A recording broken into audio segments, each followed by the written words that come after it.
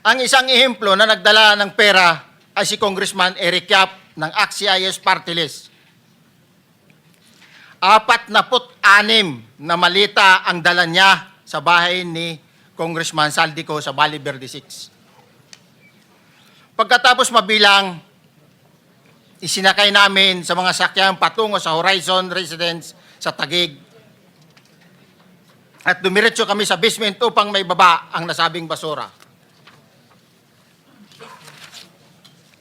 Bago ibaba ang nasabing basura, ito, Merong napuputol sa binabasa mo eh.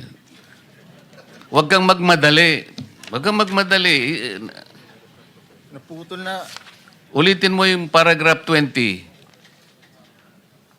wala na akong, hindi ko makita na putol na siya.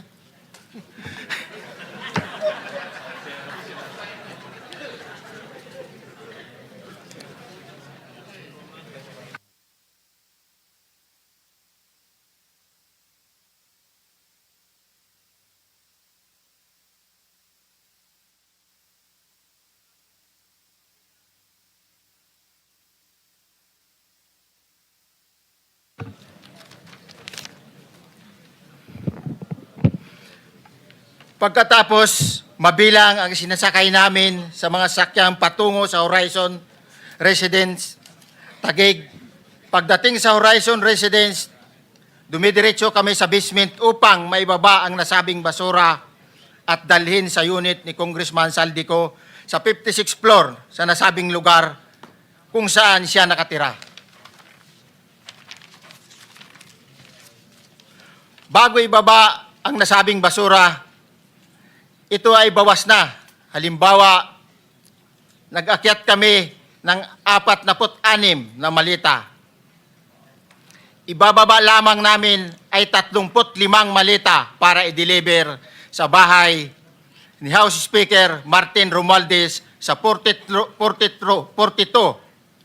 McKinley Street, Taguig. Ang labing isang malita ay naiwan sa taas ng 56th floor sa Horizon Residence.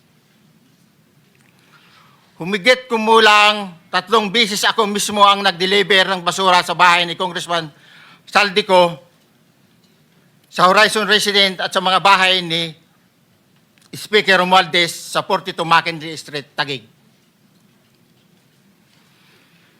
Mas maraming pagkakataon na nagde-deliver kami ng basura sa bahay ni Speaker Romualdez at sa bahay ni Congressman Saldico dahil iba-iba kaming mga nakadetailed na close-in, backup at advance party na nagkakaroon ng rotation. Sa huli, ako po ay nagnanais na mapasailalim sa Witness Protection Program dahil alam ko po nanganganib ang buhay ko at ang aking pamilya sa ginawa kong paglalahad na ito. Sa katotohanan na ang lahat ay nilagdaan ko, ang salaysay na ito ay kusang loob at walang anumang pamimilit at bunsod lamang ng hangarin matulungan ang ating bansa. Ito po ay nilagdaan ko, Your Honor. Thank you, Orly. Before you proceed, meron lang ako papakitang litrato sa iyo, no? I-confirm mo, kasama na rin si Bryce, kung yan ba si Paul na binabanggit mo. I confirm, Your Honor. Yun nga po, Your Honor. Siya po. Okay, so, yeah, for the record, andito po yung litrato nung binabanggit na si Paul. Ang pilyado nito.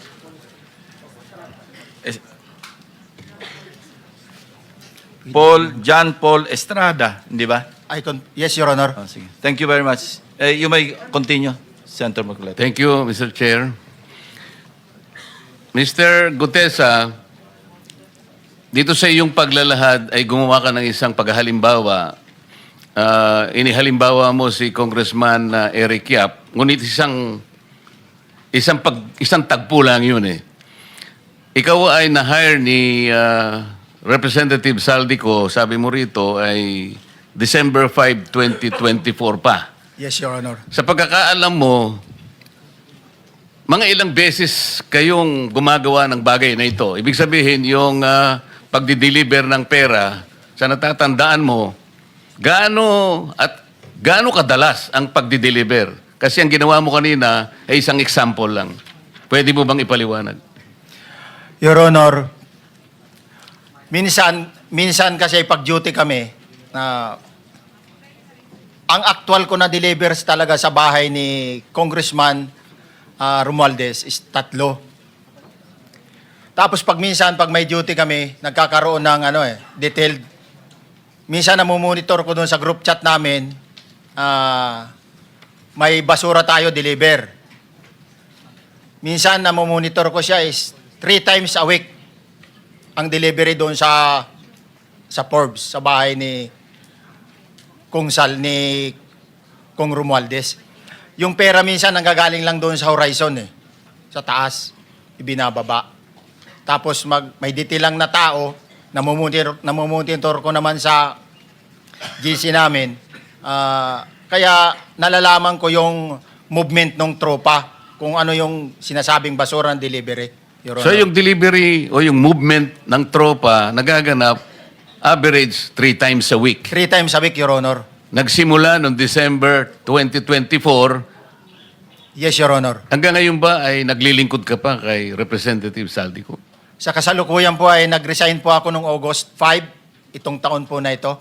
So, maliwanag ba ang ibig mong sabihin para sa kapulungan ito ay nag-a-average ng 3 beses sa loob ng isang linggo ang pagdi-deliver ng pera kay Representative Saldico at tuloy-tuloy naman doon sa bahay ni former Speaker Martin Romualdez sa ganong rate, ganong beses, 3 beses sa loob ng isang linggo. Yes, Your Honor. Magmula December 2024 hanggang ikaw ay mag-resign noong August 2025, this year. Yes, Your Honor. Mr. Chair, Senator Marcolita, short Yes. interjection. With the permission of Senator Marcoleta. Thank you, may Mr. proceed. Chair. May maibigay ka ba na pangalan? Kasi ang sinasabi mo lang ngayon, as far as you're concerned, during ikaw ay nagdo-duty, nagro-rotation basis yung duty. So pag wala ka, absent ka, iba ang nagdo-duty, iba rin ang nagtatanggap sa pera at nagdi-deliver. Am I correct? Senator De La Rosa, may I just remind you na isang follow-up. Pero kung gusto mo ituloy at pahig si Senator Marcoleta, naka-charge sa oras niya yung mga susunod na tanong. Okay? Okay lang.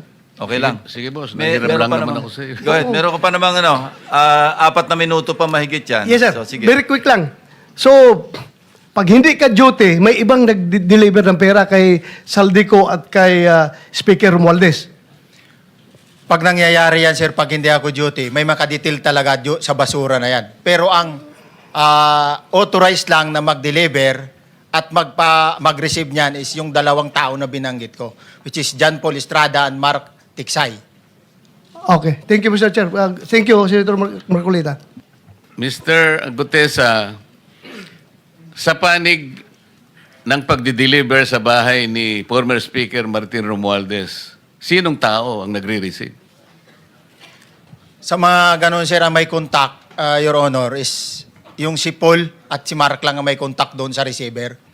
So pagdating doon, nakabukas na yung gate doon sa Forbes, pumapasok na lang kami. Then pag nabuhat na namin yung mga malita na ibaba na, so lalabas na kami. Wala na kaming basta may deliver lang namin yung mga basura doon sa bahay, wala na kaming noon, Your Honor. Alin-aling bahay Yung ang 42. pinagdi-deliveran mo sa panig ni former Speaker Martin Romualdez?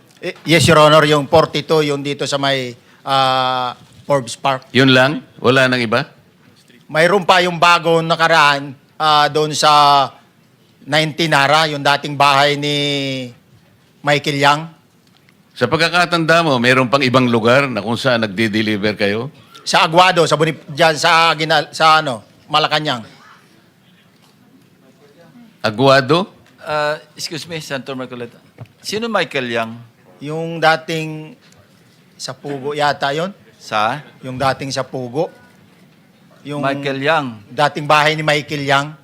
Dating bahay. Yes, Your Honor. Okay, thank you. Ibig mo sabihin, nabili ni Speaker Martin yung bahay ni Michael yan? Allegedly, Your Honor.